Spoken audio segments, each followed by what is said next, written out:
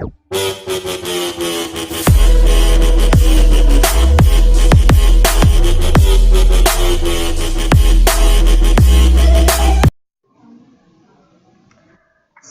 hi, I'm Rosaline Ha from IT2103. So, welcome to my channel. So, first, I I briefly discuss to you the chapter 4 summary, the network access.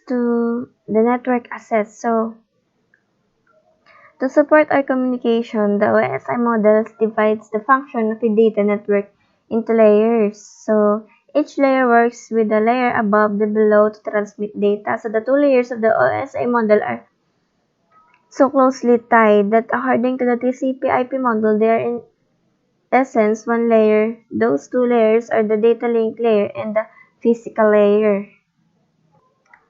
So this chapter begins with the general function of the physical layer and the standards and protocols that manage the transmission of the data across local media. It also introduces the function of the data link layer and the protocols associated with it.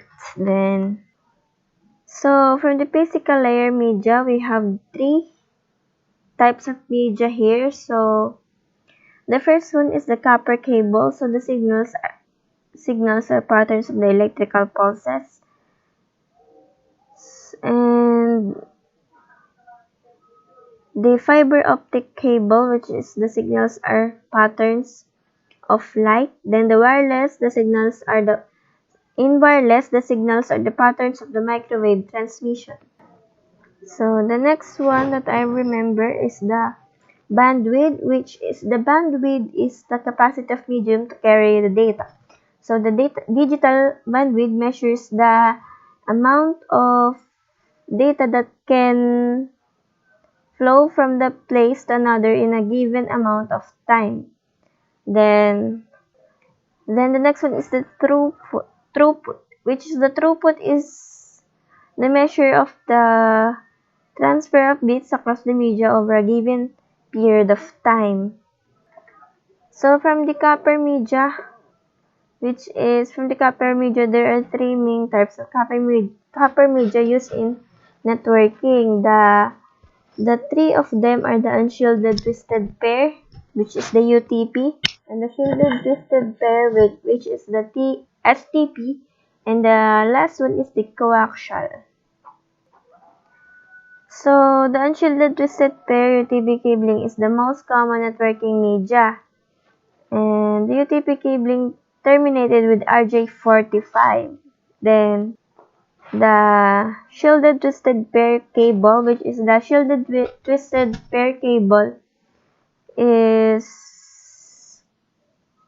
provides the better noise protection than UTP cabling. However, compared to UTP cable, STP cable is significantly more expensive and difficult to install. Like UTP cable, STP uses an RJ45 connector, as I've said before.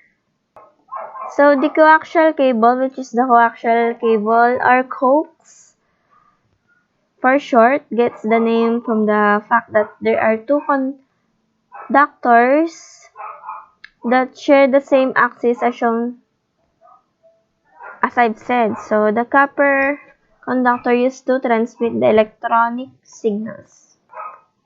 So we also have here the types of UTP cable, which is the first one is the Ethernet straight through, which is the most common type of networking cable. It is commonly used to interconnect a host to a switch and a switch to a router. Then the next one is the Ethernet crossover, which is a cable used to interconnect similar devices. For example, to connect a switch to a switch and a host to a host or router to a router. Then the next one is the rollover, which is a Cisco cable used to connect a workstation to a router or switch console port. So we have also here types of fiber media, which is the light pulses represent the transmitted data bits on the media are generated by either lasers or light emitting diodes. So we have here the single mode fiber, which is, or SMF, which is consists of a very small core and uses expensive laser technology to send a single ray of light. Then the next one is the multi-fiber, or the MMF.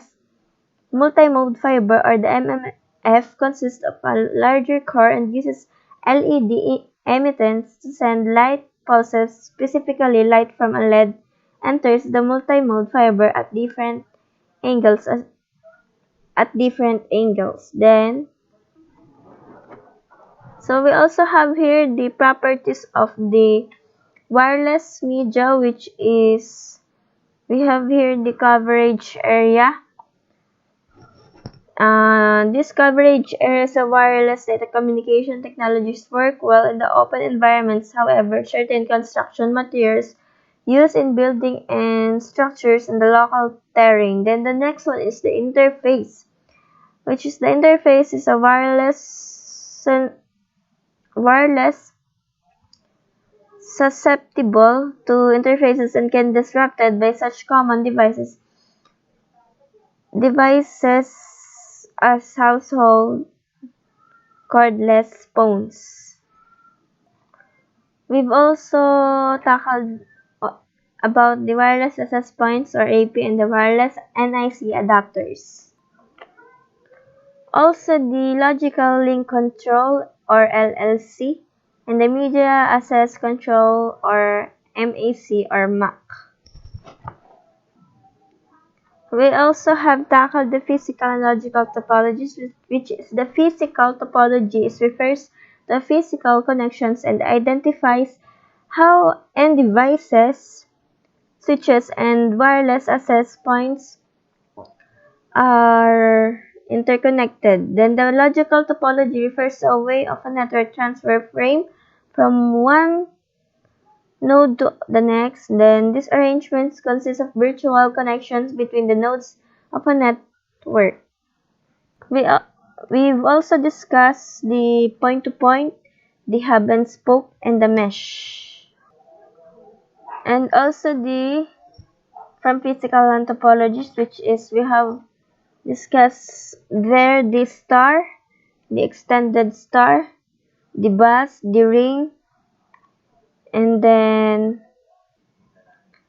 the other thing that I remember is the half-duplex communication, the full-duplex communication, then the frame start and stop indicator flags, the addressing, the type, the control, the data, and the error detection. So before explaining all of that, may I have some question here, which is, what technique is used with UTP cable to help protect against signal interfaces from crosstalk?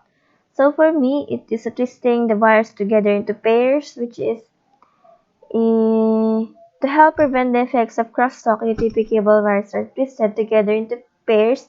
Twisting the wires together causes the magnetic fields of each wire to cancel each other out.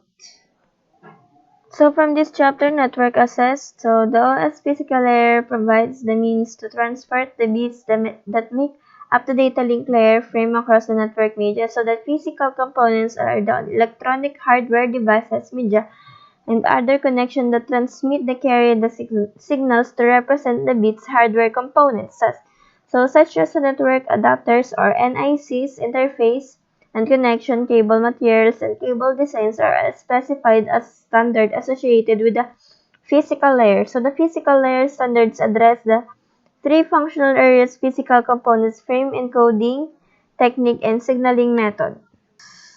So among the different implementation of the data link layer protocols, there are different methods of controlling access to the media. So this is the media access control techniques define it and how the nodes share and media. The actual media access control method used depends on the topology and the media sharing. LAN and WAN topologies can be physically or logically. It's the logical topology that influences the type of network framing and media access control used. The ones are commonly interconnected using the point-to-point, hub and spoke or mesh. Physical topologies, the shared Media LANs and devices can be interconnected using the star, bus, ring, and extended star physically topologies. Solid data link layer protocols encapsulate the layer 3 PDU within the data field of the frame. However, the structure of the frame and fields contained in the header trail vary according to the protocol. So I think that's all for this chapter. So thank you for watching.